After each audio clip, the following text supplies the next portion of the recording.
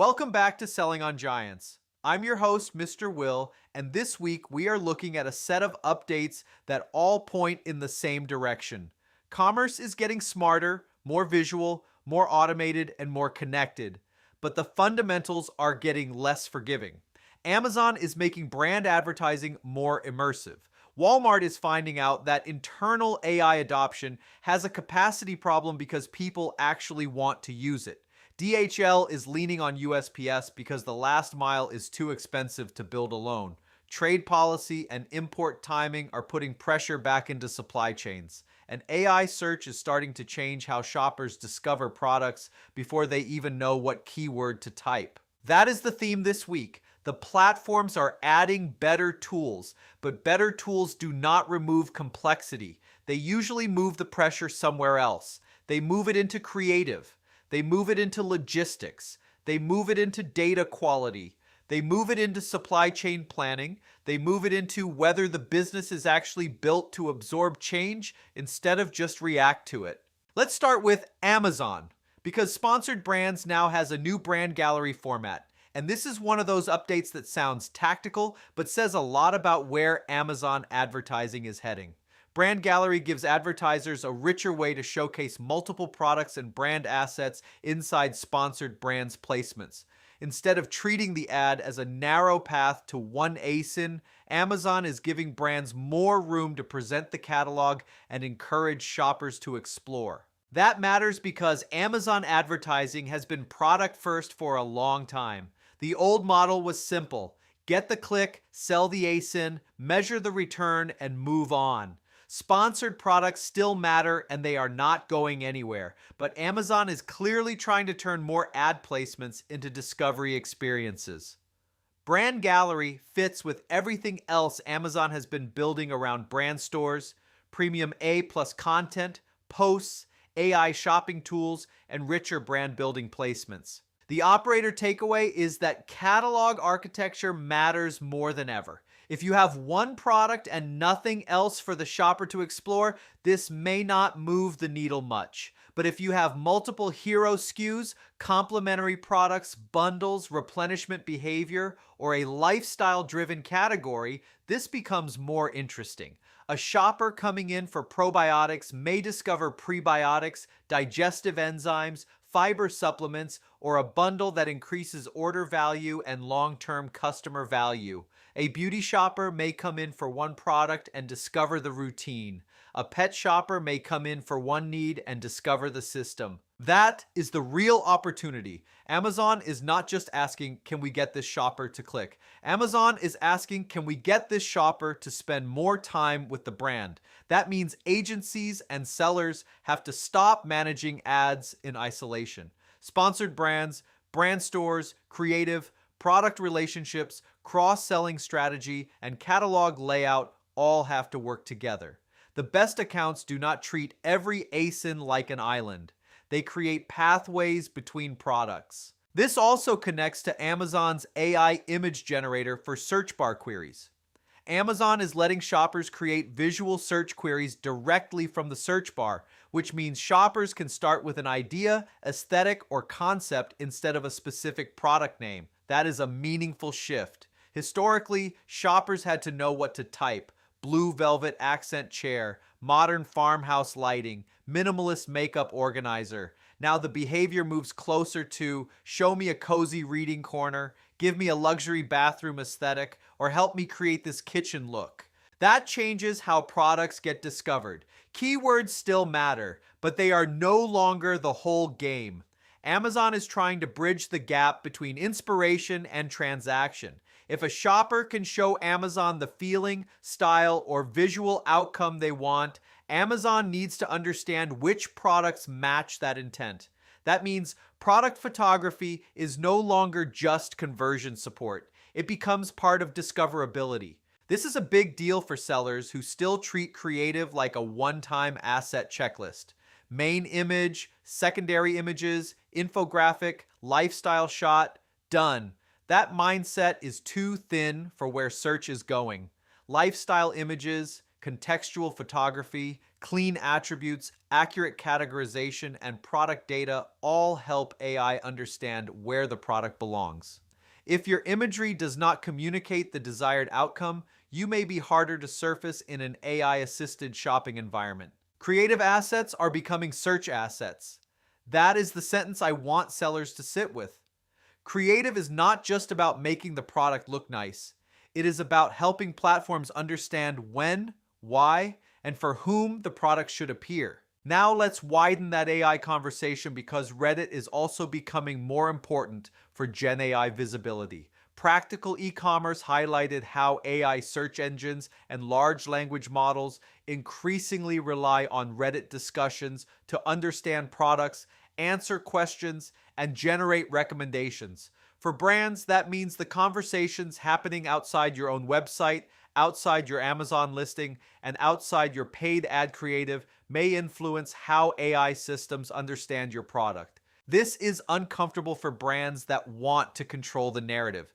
For years, the playbook was fairly predictable. Build the website, optimize the product page, get reviews, create content, run ads, maybe do some influencer work. But AI wants authentic human conversation, and Reddit has a lot of it.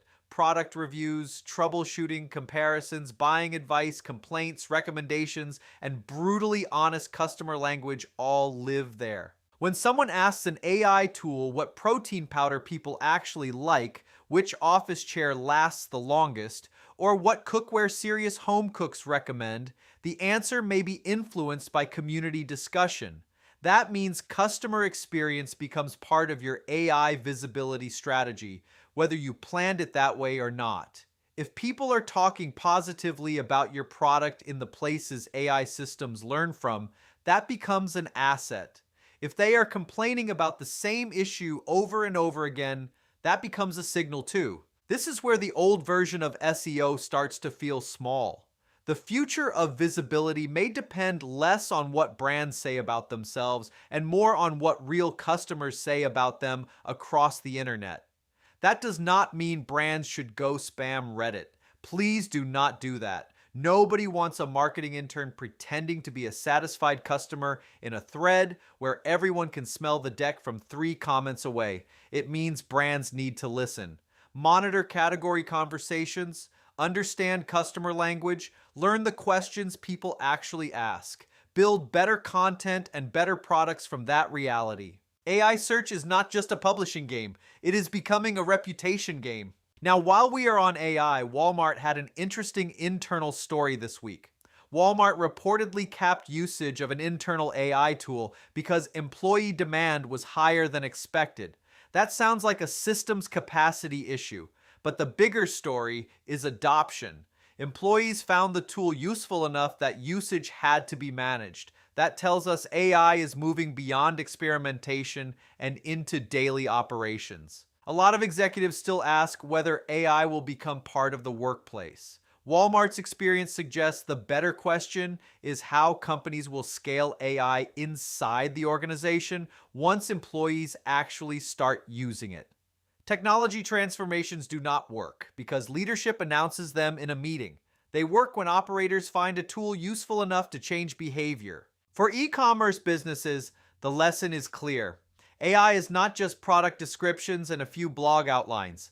It can support listing creation, keyword research, inventory planning, customer service, reporting, SOP development, competitive analysis, and internal knowledge management. The productivity gap is going to widen between companies that integrate AI into workflows and companies that treat it like a novelty. But let's be clear, AI accelerates work. It does not replace judgment. A faster bad decision is still a bad decision, just with better formatting. The winning teams are going to combine AI speed with operator expertise. Agencies especially need to pay attention here because the value of the team is moving away from repetitive execution and towards strategy, quality control, process design, client communication, and decision making. AI can help produce work faster. Operators determine whether the work is actually useful. This is where I want to pause for a second because this is exactly how we think about marketplace growth at Bellavix. A lot of brands are overwhelmed right now because every platform is adding tools, AI features, new ad formats, new reporting, new retail media options, and new operational requirements. The problem is not a lack of information. The problem is knowing what actually matters. Bellavix has helped brands sell over $500 million on Amazon, and we are a verified ad partner. But the real value is not a badge or access to tools. It is hands-on strategy, execution, and knowing how to turn marketplace complexity into a clear operating plan. Sometimes that means better ads. Sometimes it means better creative. Sometimes it means cleaner product data, stronger fulfillment strategy, smarter inventory planning, or simply knowing which shiny object to ignore. If your brand is growing across Amazon, Walmart, or broader marketplaces, and the complexity is starting to outrun the structure underneath it, visit bellavix.com. Now let's shift into logistics because DHL signed a $10 billion last mile delivery agreement with USPS. And this is not really a DHL story, it is an infrastructure story. The last mile remains one of the most expensive and difficult parts of e-commerce fulfillment. Even a global logistics company like DHL is deciding that partnership is more economical than trying to duplicate everything alone. That should tell sellers something. The companies winning logistics are not always building isolated networks. They are building ecosystems. Amazon is expanding local fulfillment. Walmart is investing in store-based delivery, drone delivery, and pickup infrastructure. Regional carriers are gaining share. USPS remains critical because it already reaches places nobody else can reach as efficiently. Logistics is becoming interconnected, not simpler. For brands, shipping costs are unlikely to become easy. Labor, fuel, tariffs, carrier capacity, zone costs, surcharges, and consumer expectations all keep pressure on the system. Carrier diversification matters. Fulfillment flexibility matters. Inventory positioning matters. And if your business depends on one shipping solution with no backup plan, that is not efficiency. That is fragility pretending to be simplicity. This also ties directly into the supply chain and tariff stories. Supply Chain Brain reported that the Trump administration is moving to rebuild portions of its tariff framework while citing forced labor concerns. And NRF is forecasting import volume bumps in June and July, followed by weakening later in the year. These are connected. Brands are pulling inventory forward because uncertainty is expensive.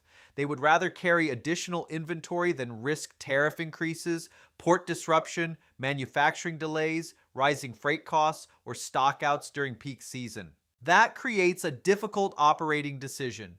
If you pull inventory forward, you may protect availability and avoid future cost increases, but you also tie up working capital. If you stay too lean, you protect cash, but increase risk if lead times stretch or costs move against you. That tension is where real operators earn their keep. This is not just supply chain trivia. Inventory planning affects advertising efficiency, ranking stability, promotion strategy, contribution margin, and customer experience. Nothing destroys marketplace momentum faster than running out of stock, pausing campaigns, losing organic rank, and then trying to restart the flywheel after the window has passed. On the other side, nothing strains cash flow faster than overbuying inventory that demand does not support. The answer is not panic ordering. The answer is scenario planning. Review supplier concentration.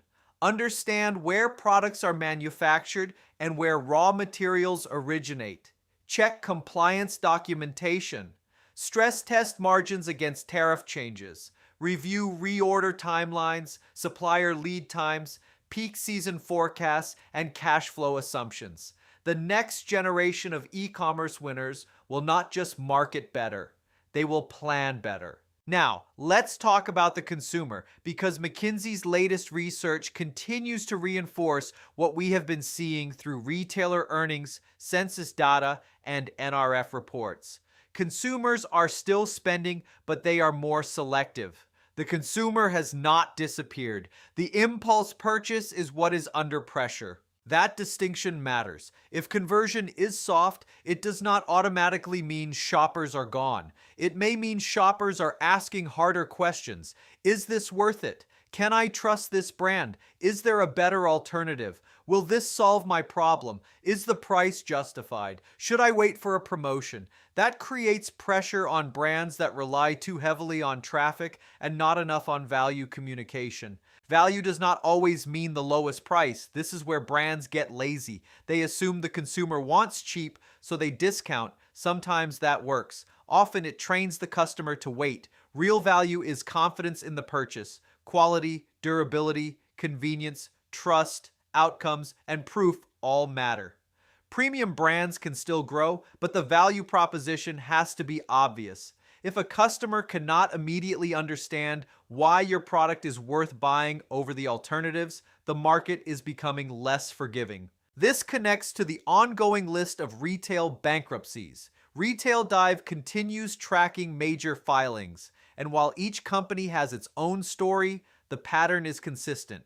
Weak margins, high debt, poor inventory management, excessive fixed costs, overexpansion, and failure to adapt to changing consumer behavior all show up again and again. Revenue does not protect businesses. Operational discipline does. That is a lesson e-commerce sellers should not ignore.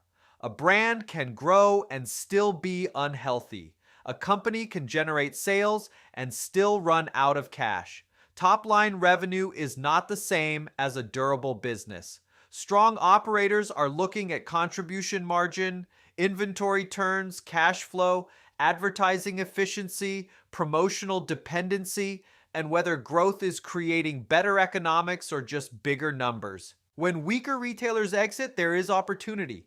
Market share opens up, customers migrate, advertising competition can shift, vendor relationships change. But those opportunities go to brands that are strong enough to capture them. If your business is already stretched thin, someone else's bankruptcy may not help you. It may just be a preview.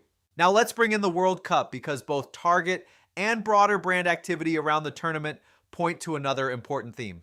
Retailers and brands are competing for cultural relevance, not just shelf space. Target is building soccer-focused events tied to the World Cup, and other brands are finding ways to participate without paying for official sponsorship rights. That is smart because most brands cannot justify official FIFA sponsorship costs, but they can still build campaigns around watch parties, family gatherings, team spirit, outdoor entertaining, summer celebrations, and the consumer moments surrounding the event. The key is staying adjacent without pretending to be official. Intellectual property laws still apply. You cannot just slap protected branding on a product and call it strategy, but you can participate in the occasion. Food and beverage, electronics, apparel, home entertainment, party supplies, sporting goods, and outdoor categories all may see demand tied to the event. The brands that plan inventory, creative promotions, and retail media early will have a better shot than brands reacting after everyone else is already in market. This is also another reminder that attention is one of the most valuable assets in marketing.